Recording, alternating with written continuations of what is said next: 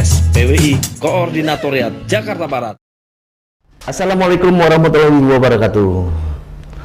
Salam sejahtera buat kita semua. Om Swastiastu, Namo Buddhaya, salam kebajikan. Kembali bersama saya Faisal 6344, Humas PWI Pokja Jakarta Barat dalam acara Podcast PWI Jakarta Barat. Pemirsa, hari ini kita undang tamu kita yang nanti kita ajak bincang-bincang. Siapa dia? Beliau adalah Camat Grogol Petamburan 5. Assalamualaikum Pak. Waalaikumsalam warahmatullahi wabarakatuh. Selamat datang Pak ya di Siap Podcast PWI Pokja Jakarta Barat. Terima kasih undangannya. Gimana Pak jalannya, macet? Tadi pas memang hujan kali ya, jadi agak lancar tuh malah. Agak lancar Pak ya. Iya. Jadi kegiatan-kegiatan hari ini sudah terjadwal Pak, sudah di. Ya, karena bulan puasa sehingga kegiatan itu tidak terlalu. Oh iya Pak, kita ucapin selamat menjalankan ibadah puasa Ramadan 1445 Hijriah. Hijriah. Oke. Pak Camat, boleh cerita sedikit nih. Oke. Jabatan apa saja yang pernah Bapak emban sebelum menjadi Camat Grogol Petamburan? Silakan Pak. Baik, terima kasih Bang waktunya. Saya sebelum menjadi Camat Grogol Petamburan, itu adalah yang pertama itu 6 tahun saya jadi Lurah Menteng, Jakarta Pusat. Lurah Menteng, tahun berapa itu Pak? Tahun ya 6 tahun berapa ya, lupa ya tahunnya. Tapi kemudian saya menjadi Sekca Menteng selama 1 tahun 8 bulan. Lanjut kemudian saya dipromosikan menjadi Camat Taman Sari selama 2 tahun. Ketika saya jadi Camat Taman Sari, itu lagi pas mulainya revitalisasi Kota Tua. 2 tahun tuntas, kita berhadapan dengan PKL pada saat itu untuk dilakukan penataan.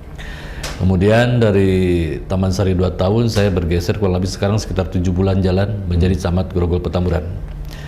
Dan doain mudah-mudahan pensiun di 2025 selesai. Bapak pensiun tahun? 2025. 2025. Tahun depan Pak ya? Iya, betul. Masih panjang Pak. Masih banyak harus dikerjakan. Masih banyak sesuatu yang bisa kita berikan untuk masyarakat. Betul Pak. Ini saya mau nanya nih tentang suka duka. Bapak tadi cerita tentang menjadi lurah, Camat Taman Sari. Suka dukanya di pejabat publik. Apa aja sih Pak? Biar masyarakat tahu. Jangan masyarakat cuma tahunya yang enak-enak aja Pak. Iya.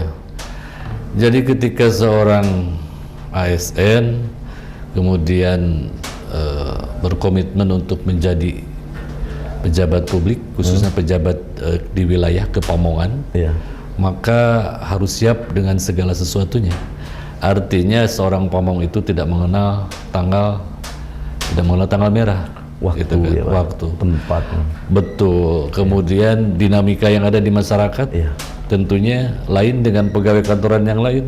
Dari urusan A sampai Z itu semuanya ada di wilayah. Semua diemban. Tuh.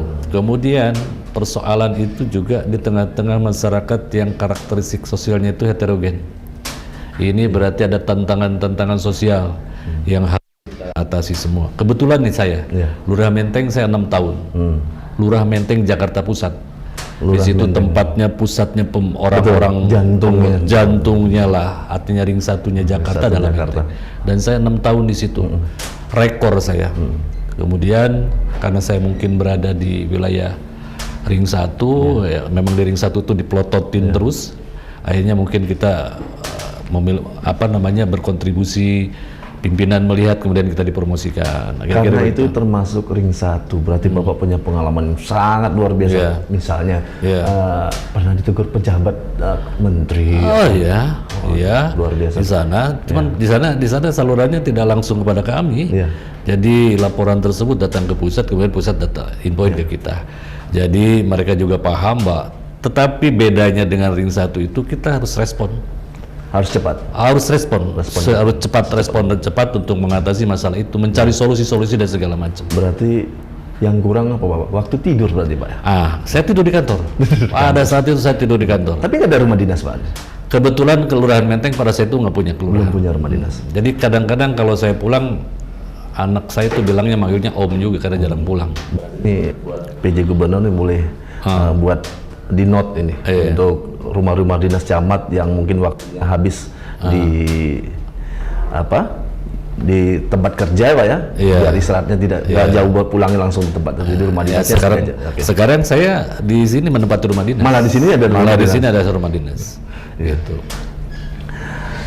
Pak Camat, Ya. untuk Grogol Pertamburan sendiri, Oke. untuk kecamatan Grogol Pertamburan sendiri ada berapa kelurahan Pak? Apa saja? Grogol Petamburan itu terdiri dari 7 kelurahan. 7 kelurahan. Kemudian terbagi ke dalam 76 RW dan 878 RT dengan luas wilayah kurang lebih sekitar 229.736 meter persegi dan tingkat kepadatannya kurang lebih 72,205 kepala keluarga. Itu kalau dibandingkan dengan kecamatan lain yang ada di Jakarta Barat lebih banyak atau lebih sedikit?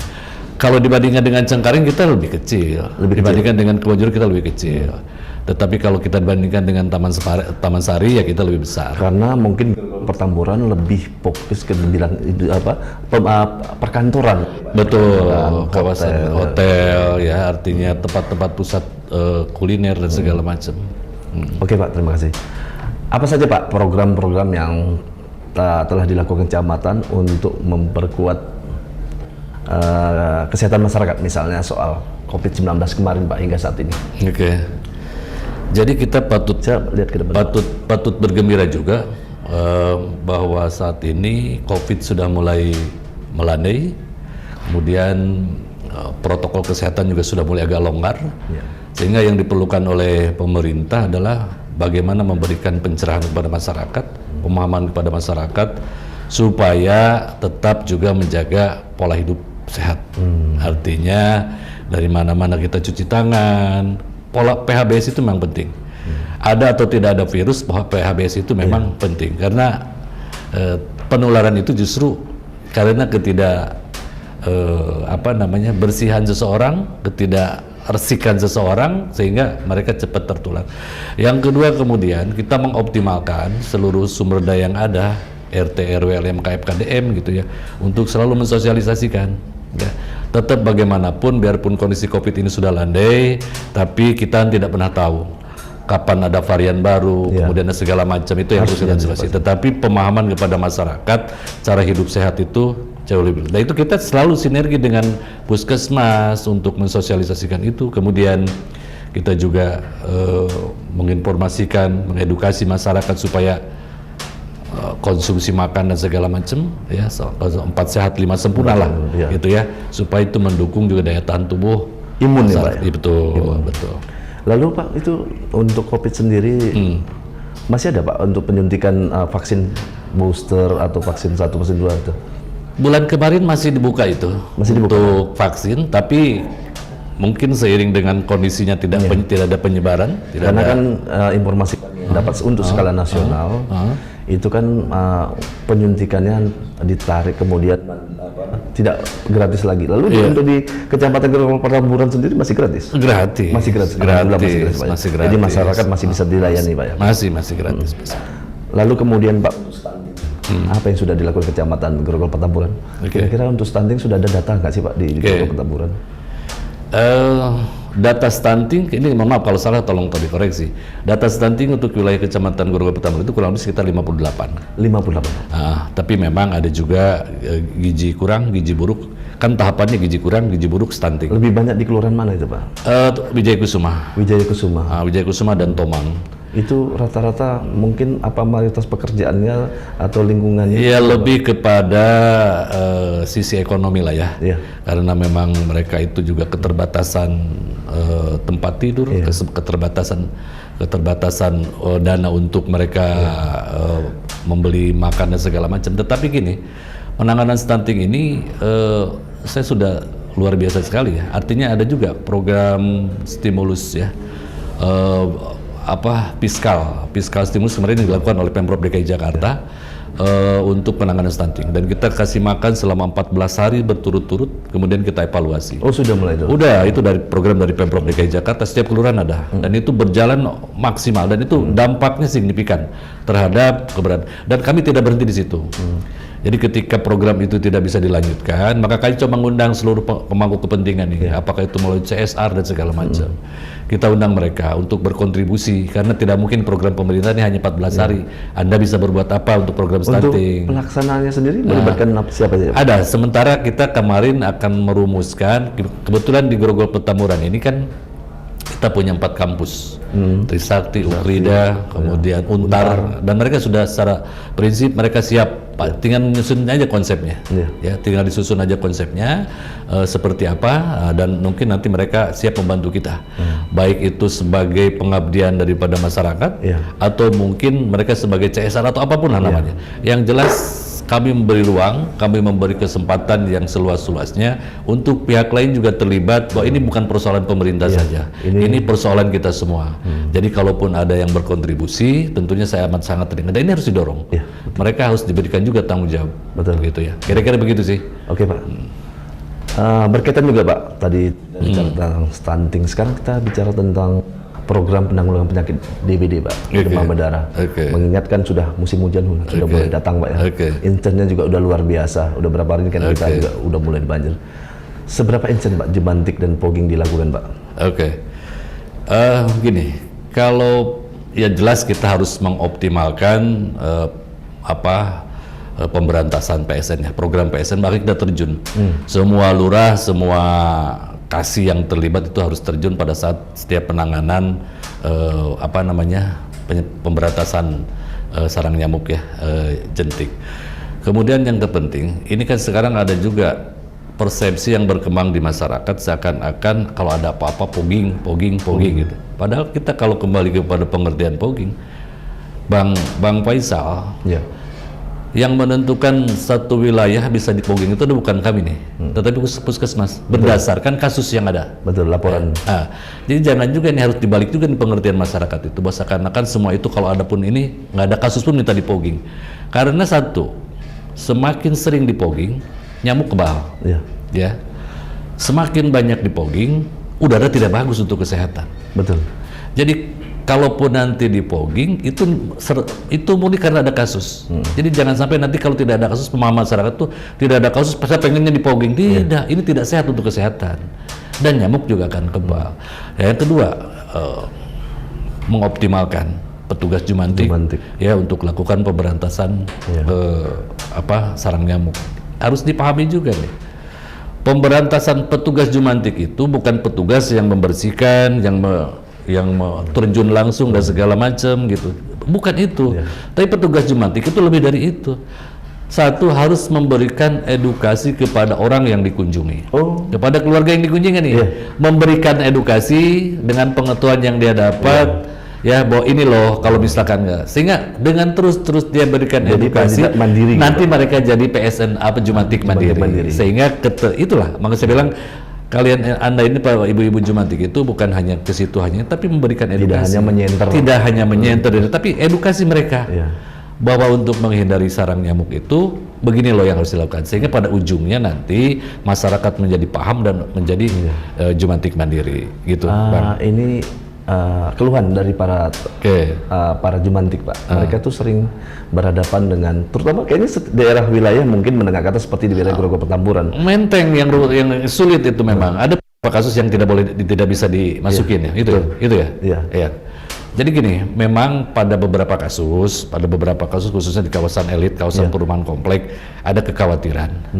Ketika ada seorang petugas, kan sekarang memang juga penipuan juga banyak, mengatasnamakan perusahaan ini, tiba-tiba datang yang dari oknum katanya, dari mengatasnamakan dari PLN, dari PAM, padahal dia mau ngerampok, dan itu banyak juga. Nah, itu yang mereka khawatirkan.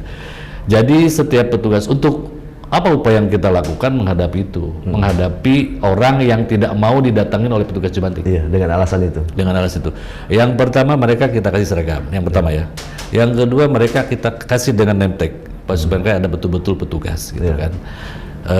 Kemudian RT RW dioptimalkan. RT RW mengkomunikasikan bahwa ini loh pentingnya. Silaturahmi. Mereka itu mohon maaf, jangan sampai nanti ketika ada kasus, pada rumah itu tidak pernah tersentuh oleh petugas PS Jumantik, kemudian udah komplain kepada pemerintah. Nah itu yang harus di RT RW bergerak di situ. Tidak hanya RT RW, seluruh kelembagaan masyarakat, RT RW, LMK, FKDM, Bapak Ibu sekalian mendapat operasional dari pemerintah nih. Nah tugas Bapak itu juga membantu kami, membantu mensukseskan program PSN. Ya, jadi mereka terjunlah. Selain memberikan identitas yang jelas kepada petugasnya, juga RT RW secara optimal kita berdayakan untuk mensosialisasikan itu. Jadi memang gitu, sudah ada trik atau jalan. Oh iya, iya. Berarti sudah masuk laporan. Masuk. Untuk pertanyaan berikutnya, Pak. Untuk program ketahanan pangan, Pak. Bagaimana Kecamatan Grogol Petamburan melakukan pengawasan pangan? Tentang misalnya sekarang harga minyak, cabai, telur ayam, daging ayam melambung saat Ramadan, Pak. Ini lagi bulan puasa, misalnya kan gitu, Pak. Harga pangan naik, gimana Pak untuk pengawasannya, Pak?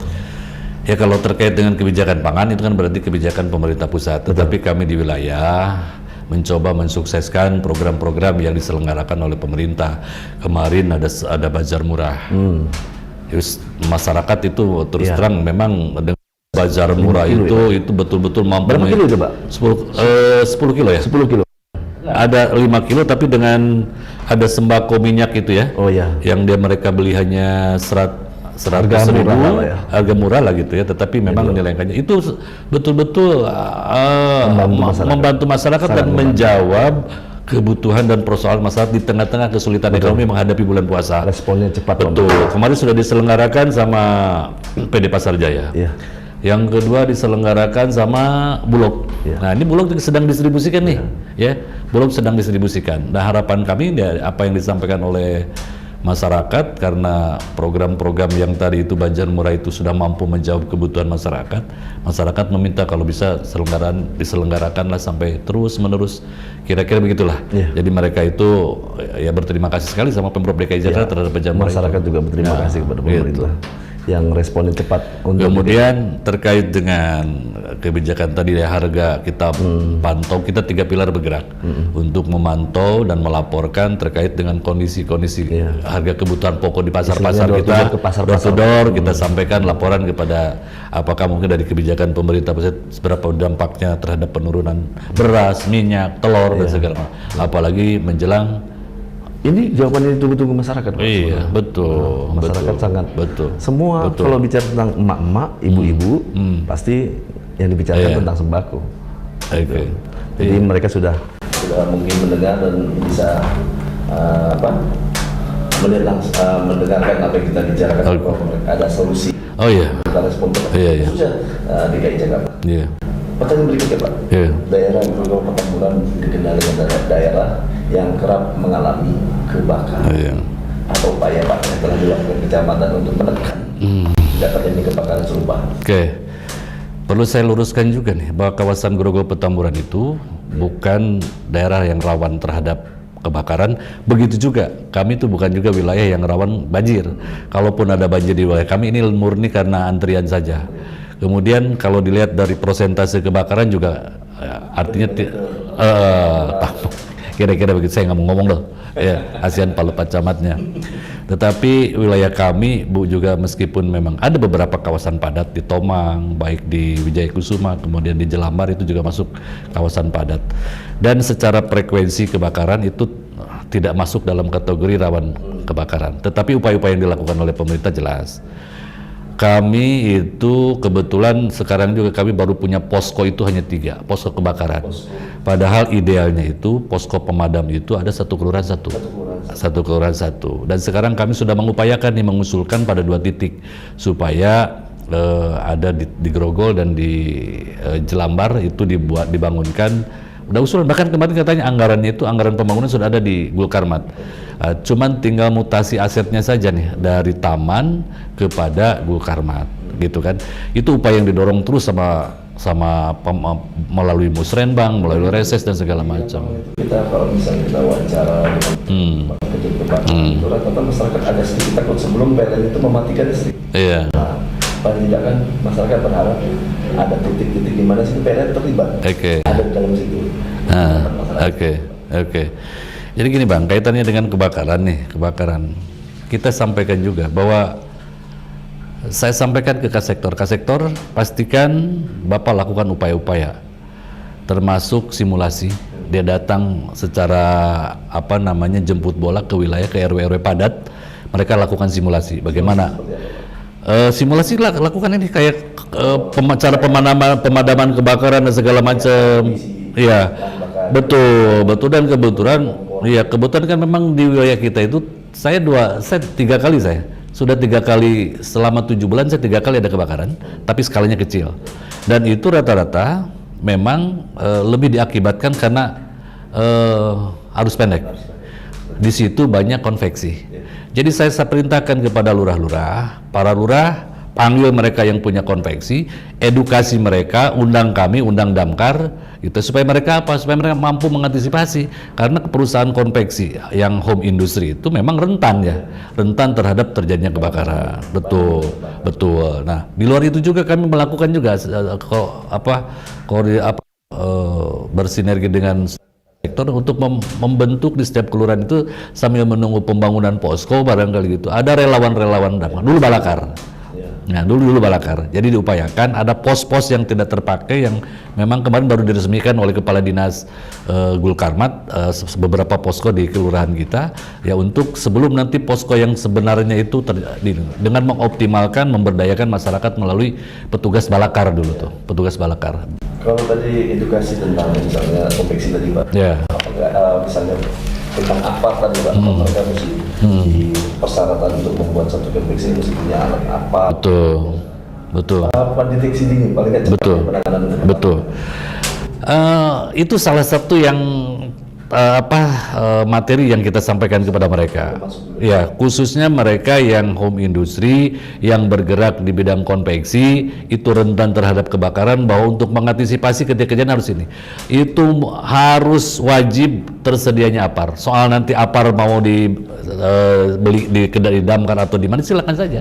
Dan secara rutin nanti Damkar akan selalu mengawasi ketika nanti sudah expired. Betul.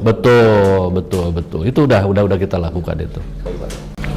Pertanyaan dari Pak tentang layanan publik di kantor kecamatan yang dikenal dengan satu pintu, masih ada Pak ya? Masih. PTSP. Banyak dikeluhkan warga dan sisi administrasi kependudukan. Kita diminta untuk KTP digital. KTP digital. Yang saya tanyakan sudah berapa persen Pak? KTP digital sendiri kecamatan Petamburan. Input KTP digital itu persentasenya sih masih kecil, tapi karena memang targetnya 25%, kita baru di angka 20%. Itu untuk KTP digital. Tapi kalau untuk KTP eKTP itu sudah 90 sekian persen ya. Sudah hampir 100%. Nah, udah hampir 100% lah untuk sisanya itu Pak yang berapa, cuma nggak nyampe 10% itu kendalanya karena apa Pak? Lebih kepada mungkin mereka itu lebih kepada waktu. Tapi kita lakukan upaya juga sih, apakah itu nanti kita masuk ke, kemarin kita baru door to door ke apartemen, ke segala macam, lebih ke, nggak sampai 10% sih, tadi 90 berapa ya, hampir, nggak persentasenya nggak sampai ke yang KTP elektronik, itu tidak sampai 99% ya, 99%, jadi tinggal 0,1%. Sudah tinggi. Lalu Pak, pertanyaannya tentang layanan publik di kantor, apa saja Pak langkah-langkah yang dilakukan kecamatan untuk penataan lingkungan RT dan RW? Penataan lingkungan, apalagi sekarang dengan adanya penataan wilayah, program PPJ Gubernur, bahwa setiap triwulan kita harus menentukan beberapa titik, setiap kelurahan ya, setiap kelurahan harus menentukan beberapa titik untuk penataan kawasan. Termasuk salah satu, kami tidak mau kalah dengan kelurahan. Kalau kelurahan punya target per kelurahan itu per 3 bulan itu harus ada satu wilayah yang dibenarin. Penataan wilayah itu kan pengertiannya dari yang buruk menjadi baik, kira-kira begitu. Nah, persoalannya ketika sudah baik ini mau diapakan? Karena susah juga buat kita ini, kadang-kadang masyarakat kita itu kalau sudah baik, contoh saja kita naruh pot udah kita tata, tapi begitu lama-lama kemudian pot itu berubah menjadi tempat sampah. Nah itu kan berarti ada sesuatu yang tidak sampai kepada masyarakat. Ketika sesuatu kita lakukan penataan dari yang jelek menjadi yang bagus, berdayakan tuh RT RW supaya punya tanggung jawab mereka bagaimana memeliharanya. Terkadang dikira itu membangun gampang, memelihara yang sulit. Nah, berikan pemahaman. Pak RW, Pak RT punya operasional. Ini wilayah sudah kami tata sepenuhnya menjadi tanggung jawab Bapak. Ya, berdayakan ada PKK-nya, ada Karang Tarunanya, ada Jumantik dan Dasawisma. Silakan. Ini tolong dirawat. Selebihnya kami yang menyiapkan penataan. Kalau kami melihat seperti ini Pak, mungkin buat catatan buat Bapak. Misalnya sekolahan, ada satu sekolah saya menanam satu pot berapa ada itu. Nah itu rata-rata pohon yang ditanam itu nggak sesuai dengan cuaca, misalnya untuk panas sekali, mungkin iklim sekarang kemarin panas, itu dia nggak kuat, akhirnya pasti mati. Nah, akhirnya pas mati itu nggak terawat, akhirnya jadi tempat sampah. Nah, itu juga mungkin jadi catatan buat kecamatan yang cocok ditanam dengan cuaca yang ada di lokasi itu apa? Ya tentunya tanaman itu kan ada tanaman produktif, ada tanaman non produktif gitu ya. Kalau buah-buahan itu kan tanaman produktif. Kemudian kalau tadi kaitannya yang dengan di pot itu mungkin yang lebih tahu terkait dengan kembang apa, pohon apa, itu mungkin nanti Sudin Pertamanan dan KPKP yang tahu itu ya. Tetapi kami ini melihatnya ketika ada pohon yang didistribusikan ke kelurahan, ke kecamatan gitu kan untuk ditanam, maka baik itu produktif maupun non produktif, kami di tengah-tengah kesulitan lahan kami tetap akan upayakan itu. Gitu ya Om. Ya, Pak. Lalu untuk program urban farming kecamatan Kelurahan udah di lokasi mana aja Pak? Oke. Udah panen berapa kali? Iya. Urban farming di wilayah kita di setiap kelurahan itu ada. Meskipun tadi saya bilang bahwa kami memiliki masalah yaitu ada keterbatasan lahan. Tapi keterbatasan lahan ini juga bukannya berarti kita tidak melakukan upaya. Salah satunya upaya yang kami lakukan nih, kecamatan. Kami lakukan penataan di kolong tol Tomang. Itu dulu ada penghuni di Pantri Sakti tuh. Itu dulu dikuasai oleh pemulung. Kurang lebih sekitar 12 pemulung tuh di situ sama 12 keluarganya. Kemudian kita lakukan penertiban. Kebetulan waktu itu momentumnya adalah KTT ASEAN. Itu adalah jalur lintasan KTT ASEAN. Jadi momentum KTT ASEAN kita lakukan penertiban terhadap para pemulung itu, dibersihkan. Dan dibersihkan kami, inilah saya bilang, ini saya pikir ini satu konsep penertiban yang menurut saya ideal. Ini ya. Kenapa kami begini? Kami libatkan Jasa Marga, kami lihatkan perguruan tinggi Universitas Trisakti, kemudian kami lakukan penertiban.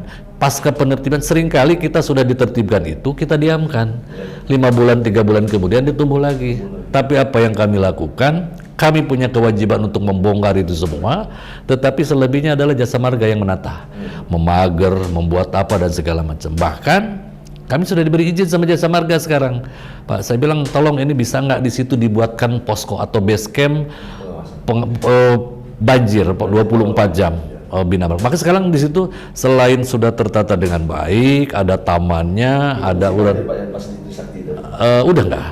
nggak ada.